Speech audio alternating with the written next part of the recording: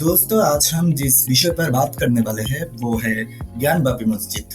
पिछले कुछ दिनों से ये टॉपिक लेकर बहुत चर्चा हो रहा है। हिंदू लोगों का ये कहना है जहाँ पर ज्ञानवापी मस्जिद है वहाँ पर ही असली काशी विश्वनाथ मंदिर था। तो आज हम इस वीडियो में काशी विश्वनाथ मंदिर और ज्ञानवापी मस्जिद का जो हिस्ट्री है, इतिहास है, वो जानेंगे।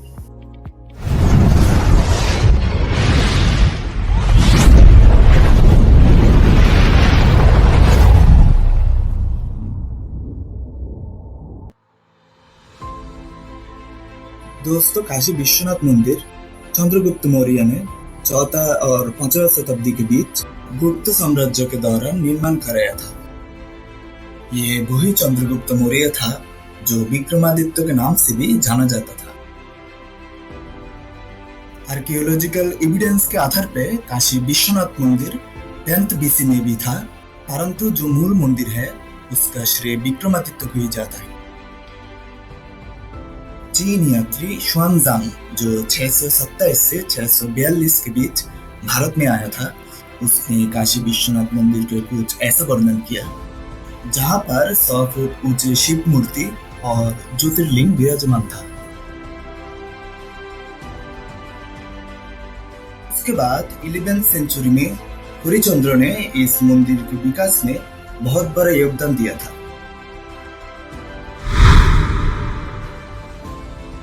ये मंदिर सबसे पहले कुतुबुद्दीन ऐबक के द्वारा तोड़ा गया था, जो मोहम्मद गोरी के कमांडर थे। कुतुबुद्दीन ऐबक ने मोहम्मद गोरी के आदेश अनुसार ये मंदिर गिराया था। ये साल 1194 में हुआ था, जब मोहम्मद गोरी ने राजा जयचंद को हराया था कन्नौज में। ये उस समय अभिमुक्तेश्वर का मंदिर था। कुछ साल बाद वहाँ पे विश्वनाथ मंदिर के स्थान पर राजिया मॉक्स बनाया गया। उसके बाद राजा इल्तुतमिश के समय में एक गुजराती व्यवसायी द्वारा काशी विश्वनाथ मंदिर फिर से बनाया गया, परंतु साल 1351 में दिल्ली के राजा फिरोज शाह तुगलक ने इस मंदिर पर आक्रमण करके इसको एक बार फिर से तोड़ दिया। उसके बाद 13th सेंचुरी में हिंदुओं ने वापस इस जगह की मांग की और यहाँ पर फिर से शिव जी का मंदिर बनाया गया, परंतु साल 1447 में महमूद शाह ने इस मंदिर पर आक्रमण करके इसको एक बार फिर से तोड़ दिया। जब अकबर का शासन आया, तोडरमल जो अकबर का मंत्री था और नारायण भट्ट जो ब्राह्मणों की प्रधान थे, दोनों ने मिलकर इस मंदिर को बनाया था। उसके बाद जहांगीर के समय में वीर सिंह और राजा मन सिंह ने भी मंदिर के पुनर्निर्माण में योगदान दिया था। साल 1632 में ब्रिटिश ट्रैवलर पीटर मुंडी ने अपने book the travels of Peter Mundy in Europe and Asia book में काशी विश्वेश्वर शिवलिंग, उसकी पूजा विधि और नंदी के बारे में जिक्र करते हैं। उसने अपने बुक में गणेश और श्रृंगार गौरी का भी वर्णन करते हैं। उसके बाद शाहजहां ने साल 1632 में काशी विश्वनाथ मंदिर को तोड़ने के लिए सेना भेजा था, परंतु हिंदू सेना के शक्ति के कारण वो ऐसा नहीं कर पाया। शाहजहां के असफलता के बाद औरंगजेब ने साल 1664 में काशी विश्वनाथ मंदिर पर आक्रमण कर दिया, परंतु उस समय नागा साधुओं ने औरंगजेब के साथ युद्ध करके उसको पराजित किया और काशी विश्वनाथ मंदिर का रक्षा किया।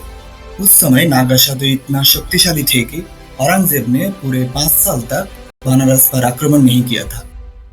उसके बाद औरंगजेब ने साल 1669 में बहुत बड़ा सैनिक के साथ बनारस पर आक्रमण कर दिया और इस बार औरंगजेब ने सिर्फ नागा साधु को ही नहीं, मराठा सैनिक को भी पराजित किया था।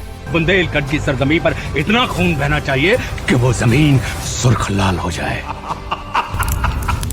मैं आप सबको कोलकाता की एशियाटिक लाइब्रेरी में संरक्षित औरंगजेब का पूरे जिंदगी का इतिहास लेके लिखा गया मोहसिर आलमगीरी बुक से काशी विश्वनाथ मंदिर को तोड़ने की सबूत दिखाती है। मोहसिर आलमगीरी औरंगजेब का कोर्ट का एक राइटर साकी मुस्तद खान के द्वारा 1710 में लिखा गया था और बंगाल एशियाटिक सोसाइटी के द्वारा साल 1871 में पब्लिश हुआ था। तो चलिए देख लेते हैं क्या हुआ था साल 1669 में। So we are now in chronicile or historical record of Emperor Aurangzeb Alamgir, translated by Sir Jadunath Sarkar. It is from Asiatic Society, Kolkata. It is chapter 12. Let's see what happened in April 8, 1669. The Lord, cherisher of the faith, learnt that, in the provinces of Tata, Multan, and especially in Banaras, the Brahmin misbelievers used to teach their false book in their established schools. Admirers and students, both Hindu and Muslims, used to come from great distances to these misguided men in order to acquire these vile learning. His Majesty, eager to establish Islam, issued order to the governor of all the provinces to demolish the schools and temples of the infidels, and with the utmost urgency put down the teaching and the public practice of the religion of these misbelievers.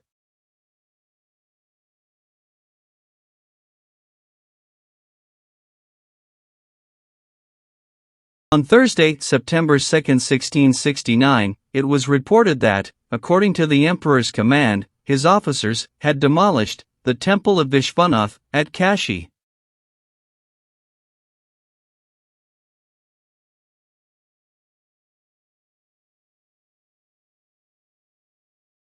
दोस्तों अब मैं आप सबको दूसरा evidence दिखाने जा रहा हूँ जो वाराणसी गेजेटर से है जो 1965 में पब्लिश हुआ था। नित्यानंद राय जो बनारस बार एसोसिएशन का जनरल सेक्रेटरी था जो बनारस की हिस्ट्री के ऊपर रिसर्च किया था, उन्होंने कहा था कि गेजेटर सबसे ऑथेंटिक बुक है जो डिस्ट्रिक्ट और स्टेट की ओरिजिनल ऑफिशियल डॉक्यूमेंट के साथ बनाया गया है, जहां पर सिर्फ डिस्ट्रिक्ट का हिस्ट्री नहीं डिस्ट्रिक्ट का हर इंफॉर्मेशन मिलेगा। तो चलिए बनारस गैजेट से देख लेते हैं क्या हुआ था अप्रैल 9, 1969 में। We are now in the Banaras Gazetteer. It was published in 1965. Let's see what happened in April 9, 1669. We are in Chapter 2, History. On April 9, 1669, Aurangzeb issued order to the provincial governor for the demolition of Hindu temples and schools, which the Fosder of Varanasi carried out by pulling down a number of temples in the city, including those of Vishwanath and Bindumadhav. A mosque was built on the site of each two high minarets, being built on one. Aurangzeb also renamed the city Mohammedabad, and coin issued from the mint here also bear this name. This new name, however, did not gain currency, but was used only officially, more or less going out of use with the emperor's death. दोस्तों अब मैं आप सबको पुणे की fact museum में रखा गया औरंगजेब का जो आदेश पत्र है वो दिखाने जा रहा हूँ। दोस्तों यही वो आदेश पत्र है जहां पर औरंगजेब ने अपने सेनापति को आदेश दिया था काशी विश्वनाथ मंदिर को ध्वस्त करने के लिए। कुछ लोगों का ऐसा कहना है औरंगजेब ने जब मंदिर पर हमला किया था मुख्य पुजारी ने उस शिवलिंग की रक्षा करने के लिए उसको लेके कुएं में कूद गए थे। दोस्तों यही वो कुआं है जो काशी विश्वनाथ मंदिर के अंदर स्थित है, परंतु बहुत ढूंढने के बाद भी असली काशी विश्वनाथ शिवलिंग नहीं मिला है और रानी अहिल्याबाई ने मंदिर के अंदर उस शिवलिंग के जैसा ही एक दूसरा शिवलिंग स्थापित किया। समय कभी एक जैसा नहीं रहता। आतताइयों ने इस नगरी पर आक्रमण किए, इसे ध्वस्त करने के प्रयास किए। औरंगजेब के अत्याचार, उसके आतंक का इतिहास साक्षी है।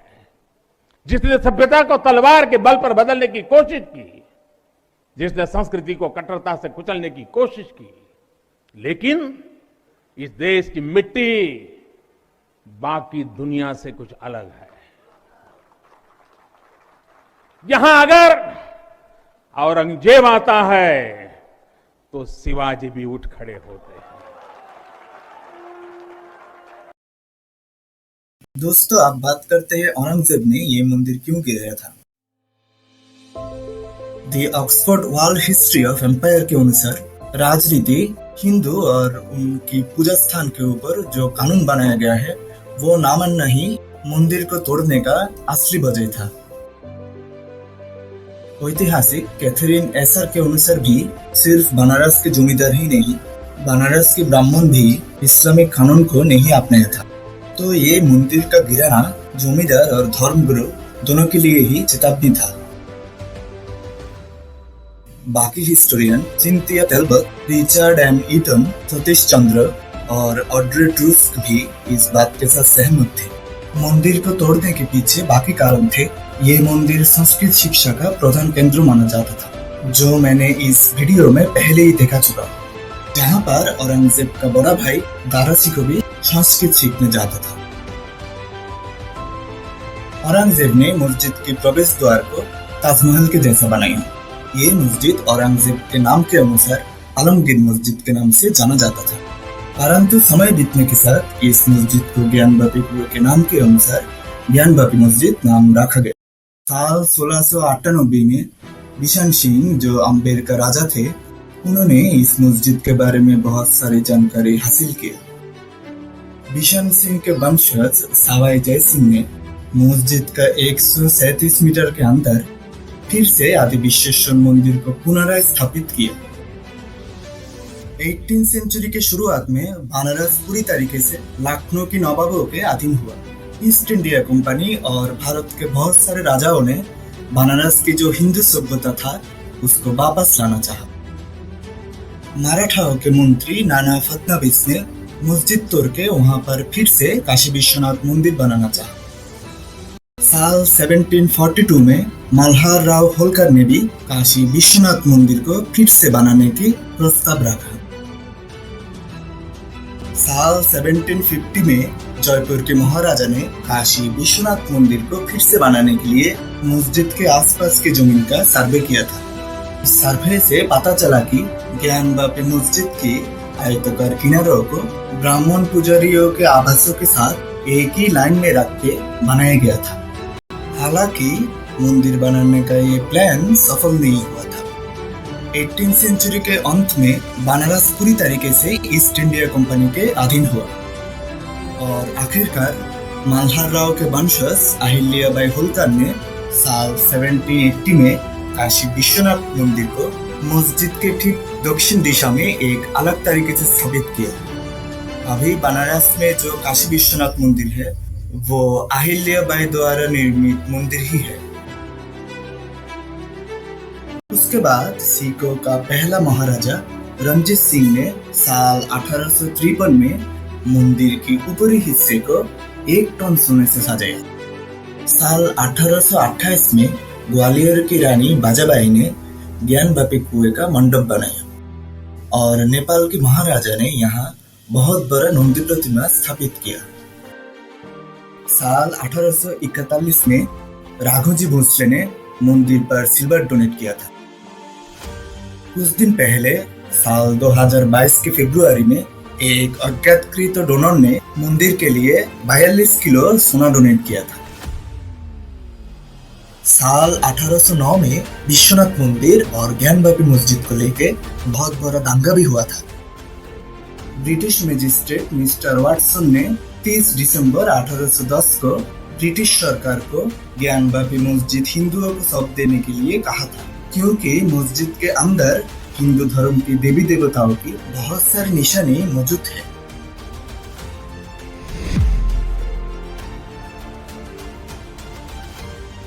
साल 1936 में मस्जिद पक्ष ने पूरे परिसर को मस्जिद कराने की अपील की थी।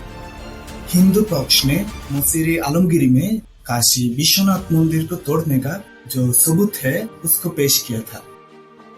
मुस्लिम पक्ष ने उर्दू में लिखा गया मुसीरी आलमगिरी बुक पेश किया था, जहां पर विश्वनाथ मंदिर तोड़ने का कोई उल्लेख नहीं था।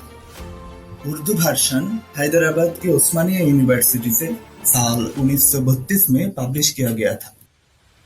उसके बाद कोलकाता की एशियाटिक लाइब्रेरी से मुसीरी आलमगिरी का जो ओरिजिनल भाषण है वो लाया गया और औरंगजेब का जो विश्वनाथ मंदिर तोड़ने का फरमान था वो दिखाया गया।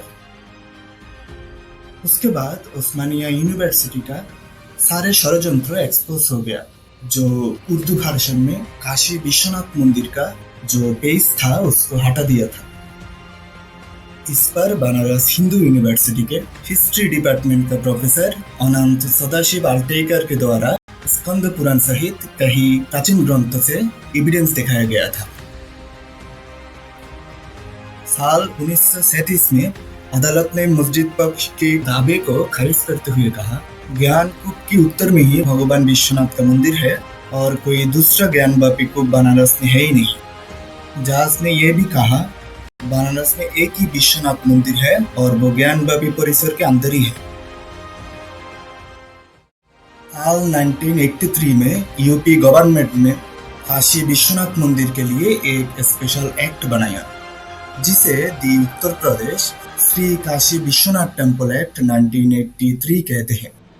इस एक्ट में मंदिर की पूरे प्रॉपर्टी को देवता में निहित किया गया है, अर्थात मंदिर की पूरे संपत्ति को काशी विश्वनाथ की संपत्ति के रूप में घोषित किया गया है।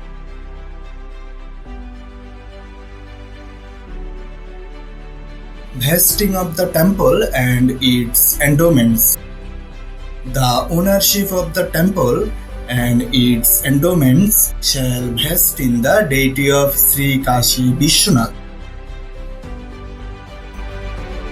साल 1984 में विश्व हिंदू परिषद और हिंदू संघ परिवार एकजुट होकर हिंदुओं की जितने सारे मंदिर को तोड़ा गया था उन सारे मंदिरों को फिर से बनाने के लिए अभियान चलाया।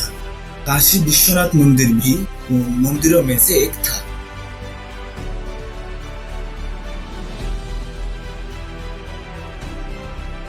साल 1991 में बनारस सिविल कोर्ट में वहां के हिंदुओं के द्वारा शिव जी, श्रृंगार गौरी और गणेश जी के लिए एक केस बनाया गया और काशी विश्वनाथ मंदिर को फिर से बनाने की अपील भी किया गया, परंतु ज्ञानवापी के प्रधान समिति place of worship 1991 POW rule के अनुसार इस केस का विरोध किया।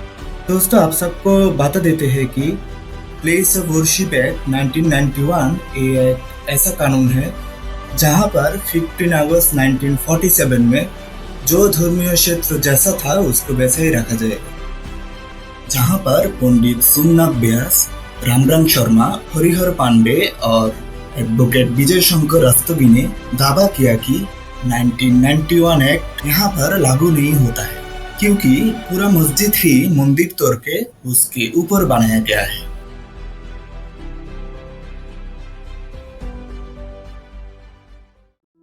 इसके खिलाफ मस्जिद पक्ष ने भी 2 याचिका दायर किया था। साल 1998 में सिविल कोर्ट ने दोनों पक्षों के एविडेंस के आधार पे केस को आगे बढ़ने की आदेश दिए। उसके बाद ये केस 22 साल तक चलता रहा, परंतु कोई समाधान नहीं निकला। 22 साल बाद साल 2018 में सिविल कोर्ट ने मस्जिद का फिर से सर्वे करने का आदेश दिया, परंतु इस बार भी मस्जिद कमेटी ने 1991 एक्ट के द्वारा इस सर्वे को बंद करना चाहा और सर्वे को अनिश्चित समय के लिए बंद करने की मांग की। साल 2019 के दिसंबर में विजय शंकर रस्तोगी ने लोअर कोर्ट में एक याचिका दायर करते हुए कहा था, ज्ञानवापी मस्जिद का निर्माण अवैध तरीके से किया गया है और मस्जिद का आर्कियोलॉजिकल सर्वे की जांच की जाए। उसके बाद साल 2021 की अप्रैल में वाराणसी कोर्ट ने भारतीय पुरातत्व विभाग को ये आदेश दिया, मस्जिद के सर्वे करके उसको कोर्ट के समक्ष पेश किया जाए। जहां वाराणसी कोर्ट ने मस्जिद का सर्वे करने का आदेश दिया, तब भी मस्जिद कमेटी ने 1991 एक्ट दिखा के इस सर्वे को बंद करना चाहा। उसके बाद ये मामला इलाहाबाद हाई कोर्ट में गया और इलाहाबाद हाई कोर्ट ने इस सर्वे के ऊपर रोक लगा दी। रोक लगाने के पीछे मूल कारण था प्लेस ऑफ वर्शिप एक्ट 1991। उसके बाद 18 अगस्त साल 2021 में 5 महिलाओं ने मस्जिद के दक्षिण दीवार पर श्रृंगार गौरी की पूजा करने की मांग की। इस बार भी मस्जिद कमेटी ने 1991 एक्ट दिखा के सर्वे का विरोध किया, परंतु इस बार कोर्ट ने कहा सर्वे करने का आदेश कैंसिल नहीं होगा जिसके बाद वाराणसी सिविल कोर्ट का जज रवि कुमार दिवाकर ने अप्रैल 2022 में फिर से ज्ञानवापी मस्जिद की सर्वे करने का आदेश दिया और ये भी कहा सर्वे के दौरान पूरे घटना का वीडियोग्राफी की जाए। तब मस्जिद के सर्वे करने के लिए वकील और कमिश्नर अजय मिश्रा के अंडर 52 सदस्यों का एक टीम बनाया गया था और मस्जिद के 1 किलोमीटर के अंदर 1500 जवानों को तैनात किया गया था। सर्वे के दौरान ज्ञानवापी मस्जिद के तीसरे दिन 16 मई को हिंदू पक्ष ने दावा किया कि मस्जिद के परिसर में कुएं के अंदर शिवलिंग है, जिसके बाद उस एरिया को तत्काल सील कर दिया गया और कोर्ट ने आदेश दिया कि वजू के लिए किसी दूसरे स्थान की व्यवस्था की जाए। इसके साथ ही शिवलिंग के एरिया सील रहेगा। अब इस मामले की सुनवाई वाराणसी जिला कोर्ट में होगी। दोस्तों, आप सबको काशी विश्वनाथ मंदिर और ज्ञानवापी मॉस्क की पूरे इतिहास जान के कैसा लगा? इतिहास में जो हो चुका है उसको तो बदला नहीं जा सकता, परंतु हम ऐसा उम्मीद रखते हैं भारत के जैसे देश में सिर्फ हिंदू और मुस्लिम ही नहीं, सारे धर्म के लोग शांति से रहेंगे। दोस्तों, अगले वीडियो में मैं आप सबको ज्ञानवापी मस्जिद के अंदर मंदिर होने का जितने सारे सबूत मिला है वो सब लेके आऊंगी। दोस्तों, ये वीडियो बहुत ही रिसर्च करके बनाया गया है। अगर आपको वीडियो अच्छा लगा हो तो वीडियो को लाइक और चैनल को सब्सक्राइब करना मत भूलिए। वीडियो देखने के लिए आपका बहुत बहुत धन्यवाद।